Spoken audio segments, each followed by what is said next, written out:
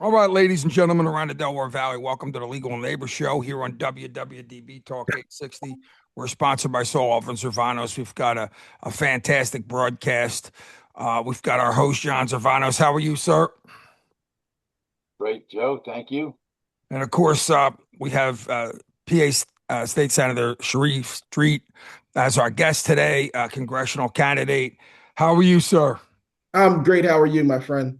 Fantastic. Obviously, coming down to the nitty gritty, and you know, we have a lot to talk about. One of the things, Senator, that I think is really most awesome about your campaign, and when and when it comes down to brass tacks, is I want to read something uh, from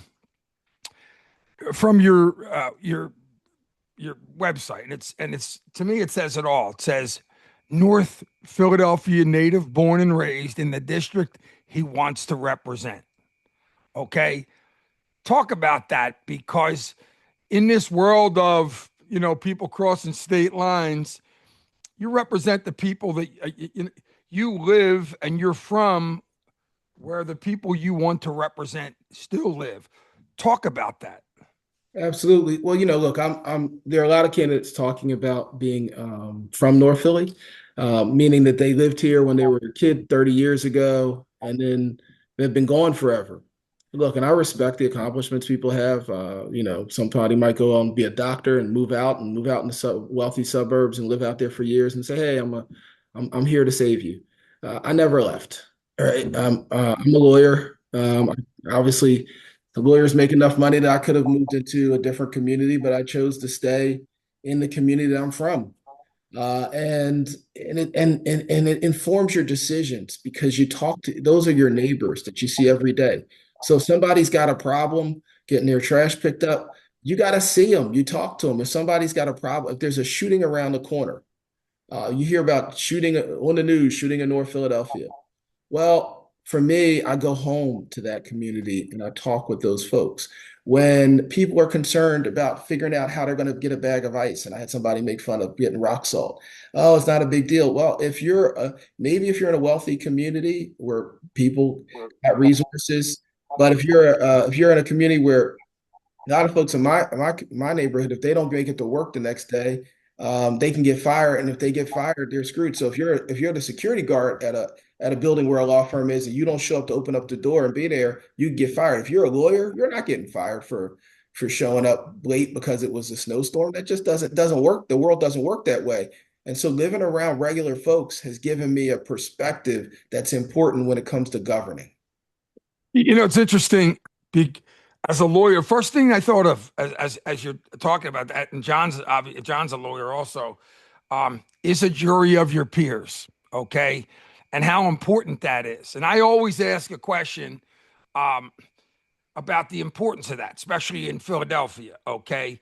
And I've had done broadcasts where the attorneys want to, legal broadcasts where the attorneys want to talk about a jury of their peers, and so in a lot of ways, and I always ask the ability to relate to the jury. Okay, in your world, Sharif, that jury lives right outside your front door. You're in the neighborhood, right? And um, and I always ask, and you kind of answered it there, but the ability to relate and understand. Yes, you answered obviously as a public servant to the people in your district, but relating to them and understanding their needs and being one of them. Uh, how does that impact you on a daily basis, especially when you understand the needs of the people because you still live there? Right. Well, one thing it impacts, give an example. Well, one of the folks running against me talks a lot about the minimum wage. I believe the minimum wage should go up. There was a bill that was moving around to take the minimum wage up to $15 an hour at 7.25. I see people who make 7.25, and I know what going to $15 an hour would mean in their lives. Now, you've got people on the Republican side who say they don't need the extra money. But then you got people on our side who on the far left that say, I'm not voting for anything unless you can get to $25 an hour. Now, we don't have the votes for $25 an hour. So some of those folks will vote no on 15, which will be over a 100% increase for my neighbors because they said they want 25. Now, I would vote for 25, but we don't have the votes for 25. But the difference between living in a rich neighborhood and caring about poor people and having to look them in the eye is the difference. I can't tell my neighbors, you got to wait another 5 or 6 years while I'm fighting for 25 because I could have got you 15 today and then we could have fought for more later. The difference is understanding what Barack Obama called the fierce urgency of now, which is that people got problems right now and they need us to do something about them now. And a lot of these folks who talk about being aspirational only do it from the perspective of people who don't have anything to actually lose right now. And it's a privilege to have money and it's not a bad one. But for folks that don't, if you're a neighborhood person and they say, look, we can get you some, we can do something to get a program that's going to reduce gun violence by 50%. Somebody else says, no, I'm only going to vote for it if we can reduce it by 90%. But meanwhile, kids are getting shot on the block today. That's not acceptable. We need to do what we can do now. And we fight for more. We always fight for more. But in a Democratic primary, there's an old saying about not letting the perfect be the enemy of the good.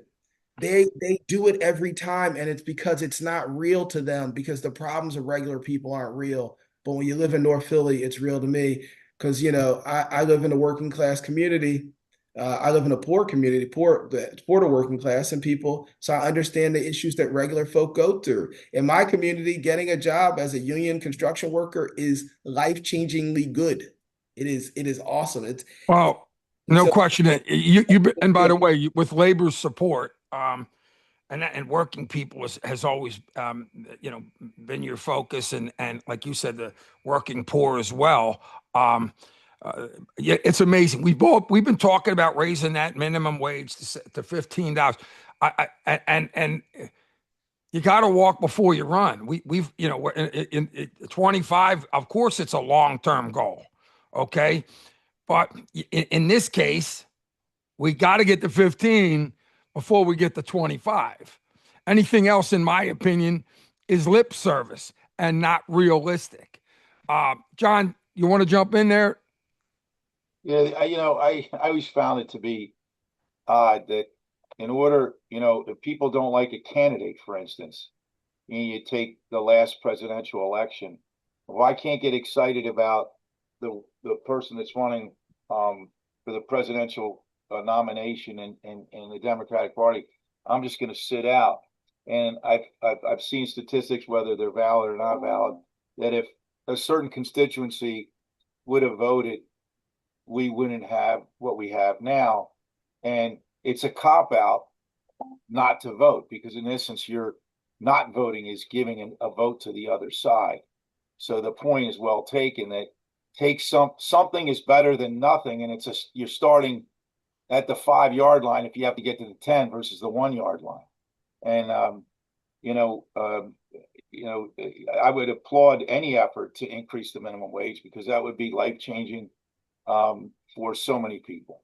Yeah, look, I appreciate what you're saying, John. Look, a lot of the far left folks are like, listen, they did it with Hillary, they did it again with Kamala. They're like, look, if we can't get it all, we're going to take our ball and go home. But then they're the same ones who want to have big rallies and marches and no, this is terrible. Well, guess what? Barack Obama said, don't cheer, don't boo, vote. And I will tell you, it's real because it makes a difference. And look, I say you can do both. You can cheer, you can boo, you can yell at the candidates you don't like, but when it comes time to election day, you gotta pick from the people on the ballot and choose the one that makes the most sense to you. And if you don't like the options, get out, recruit somebody and run somebody for the office. But we got to get in the game and we got to make sure we can do what it takes to win because that's how we got into the situation with the school. So we need people to vote, and then when we're in office for elected officials, when we do the same thing sometimes. We gotta understand. People say, "Well, we elected you. Now, what are you going to bring back to us? What are you going to do? Or can you bring grocery prices down? Can you make my neighborhood safer? What are you going to actually deliver?"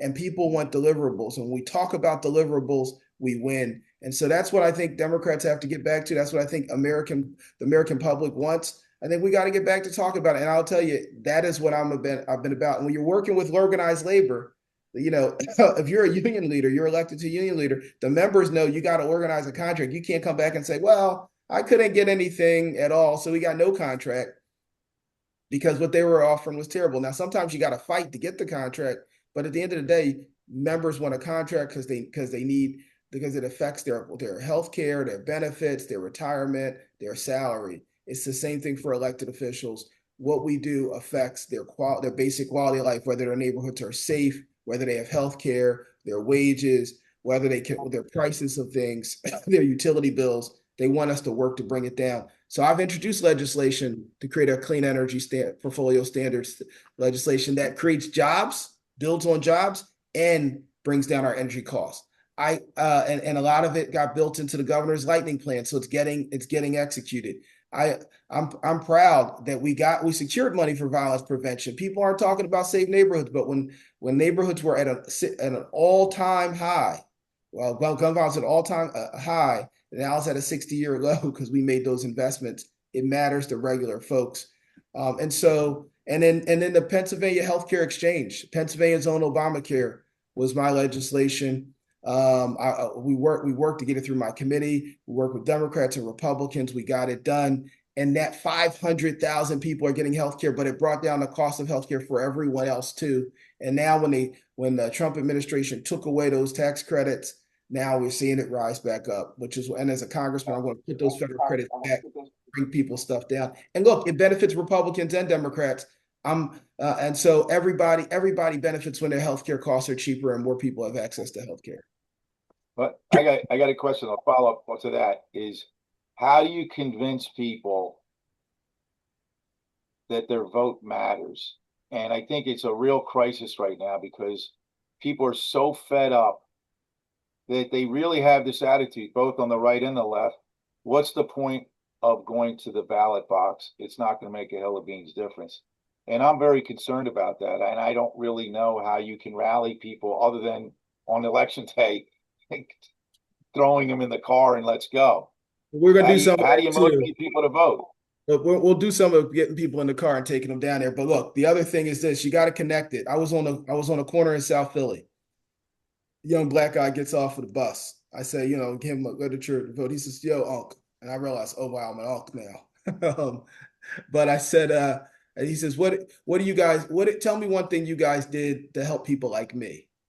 I said, well, I said at the Navy Yard there was a company called Hanwha, and we helped them. We helped make sure that they would come. They bought the shipyard from Caverna. He's looking at me blank face, like, yeah, what do I care? And then I said, the reason we were helped secure that is because they're going to invest $5 billion.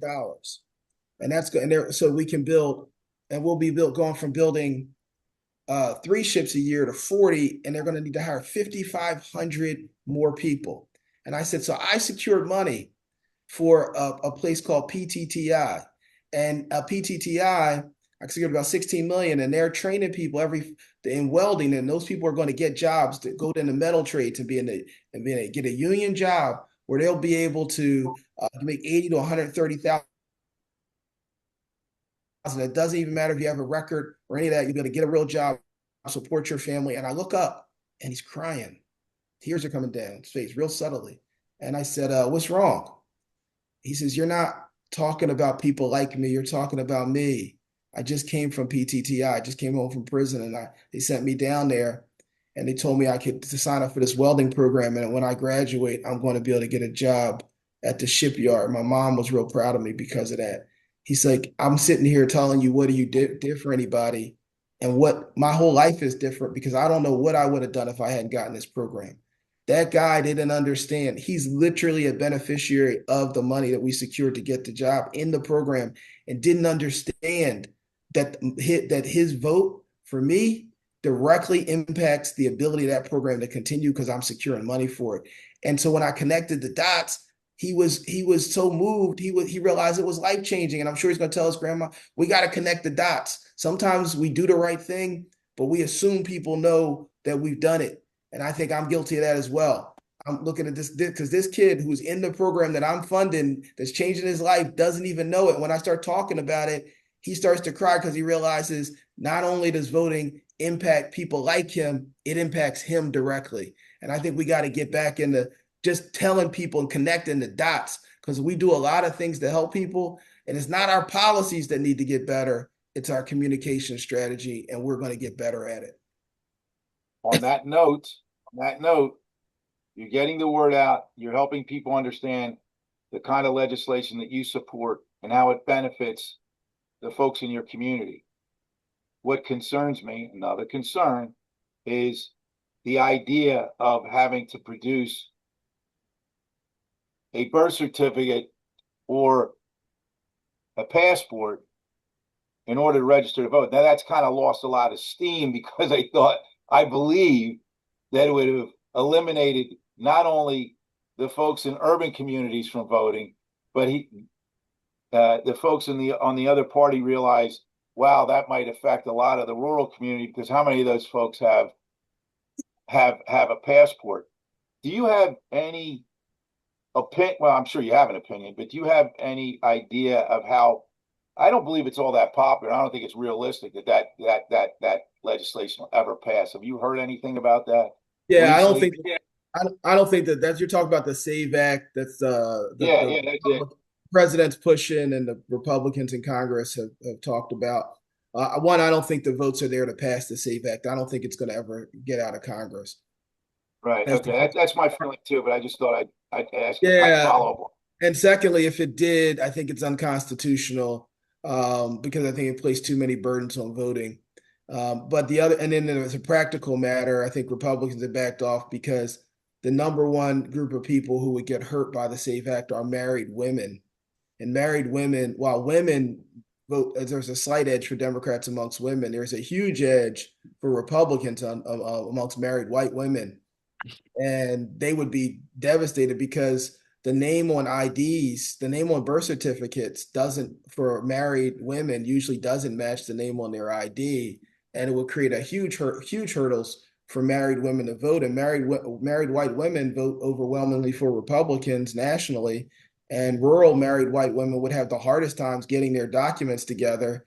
And they're not trying to and I don't think they want to disenfranchise a bunch of their own voters. Now, it would disenfranchise a bunch of other people as well. But the number one group of people that would be hit are married women, and married women, particularly married white women, break hard for Republicans. It's funny how that whole promoting that idea where he said, I'm not going to sign any legislation until you pass this act. It just kind of died on the vine. It literally it's over. No one heard about it. Yeah, Maybe it's because of Iran, but no, it died because of what you said. It died because they realized they were going to disenfranchise a bunch of their own voters, and it's a terrible idea. We shouldn't be disenfranchising anybody, Republican or Democrat, black, white, Asian, Latino. Nobody we should be disenfranchising. But that one would have cut at the core of a core constituency for them.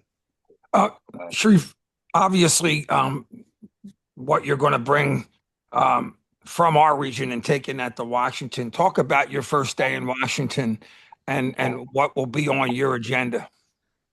Look, a big part of my agenda is going to be making sure that we, well, one, the first day that I'm elected, I'm sworn in, we're going to elect the speaker. So my first vote would, God willing, will be electing Hakeem Jeffries Speaker of the House and giving the gavel, speaker's gavel to the Democrat who can then control put this president in short pants.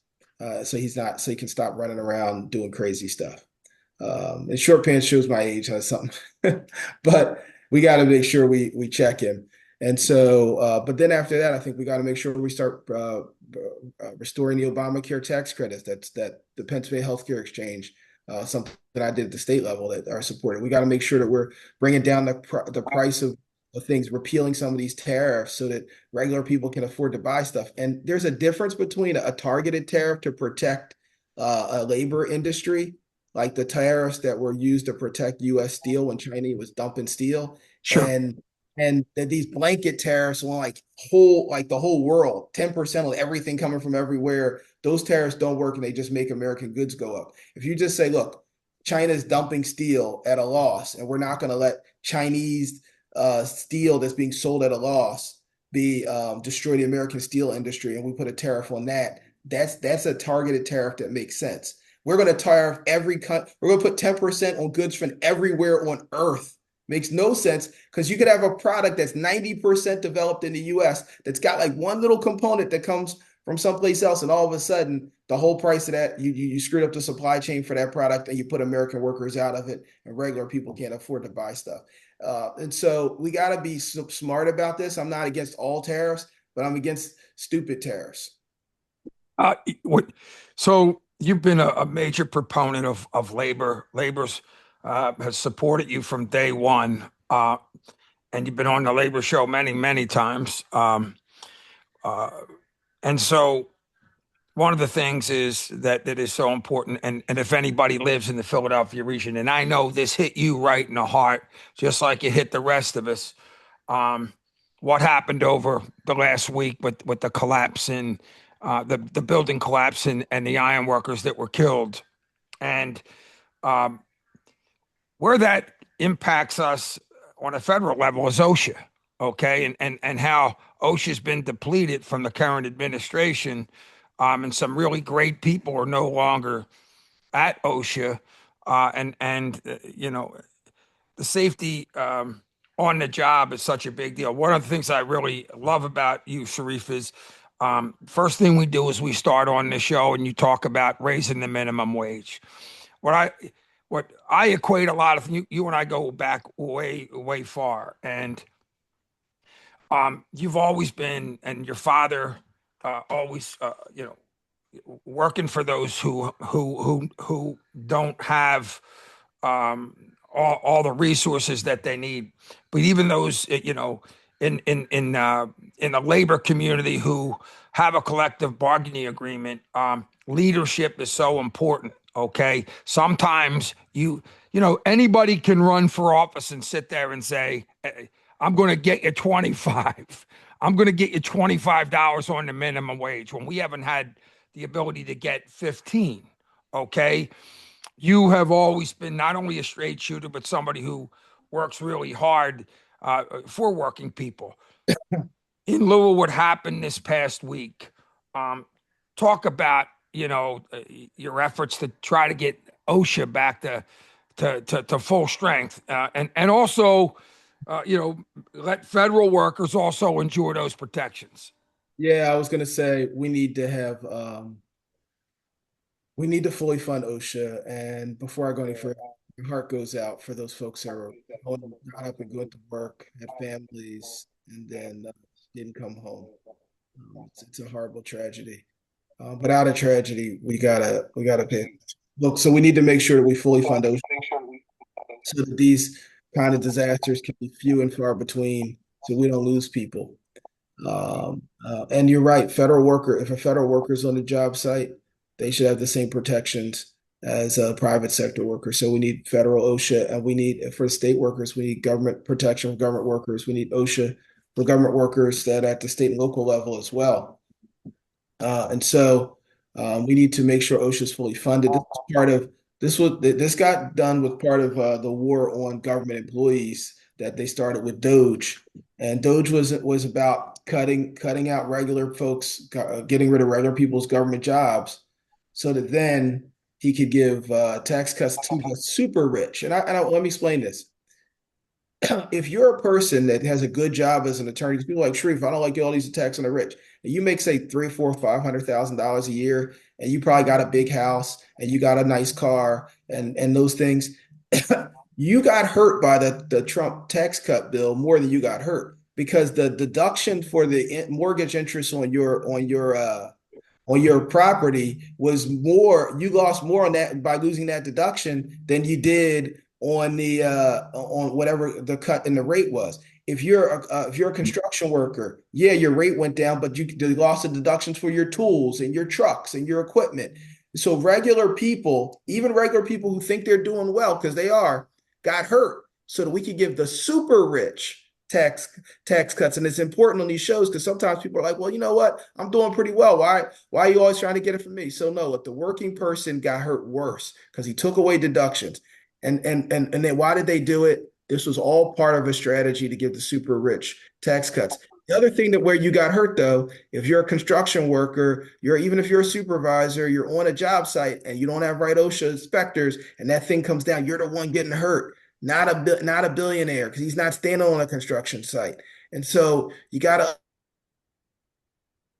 understand this stuff cuts deep and it cuts us regular people, and that's regular people whether you're a regular person that's struggling to get a job or even a regular person that's the supervisor running a job. All those regular people are getting hurt. And for all my friends out there who got a nice house and got a good job, you're not the rich. You're people that are doing well, and God bless you, but you're not the rich. You think you're the rich, but you're not the real rich. The real rich are in a whole different stratosphere, and you need to understand. When we talk about going after those real rich people, you're carrying a lot of the burden. You'll be better off as well. We only got a couple minutes, John. If you would, any final questions for the senator?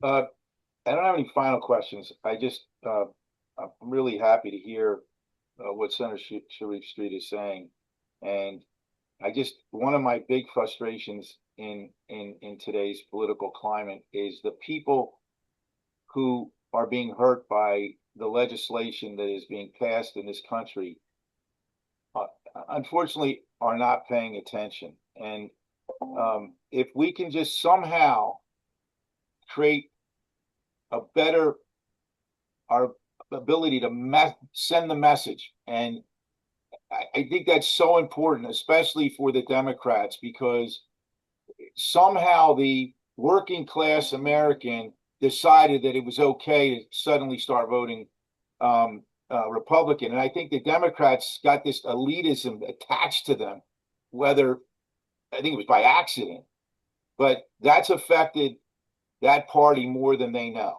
Well, I'll tell you this. People voting against their own interest, and we talk about it in labor all the time. Educating yourself, understanding what impacts you. You're voting for president. You're voting for the Supreme Court. Understand your rights, and that's what we're doing right now. And Senator Sharif Street has always been at the forefront of that.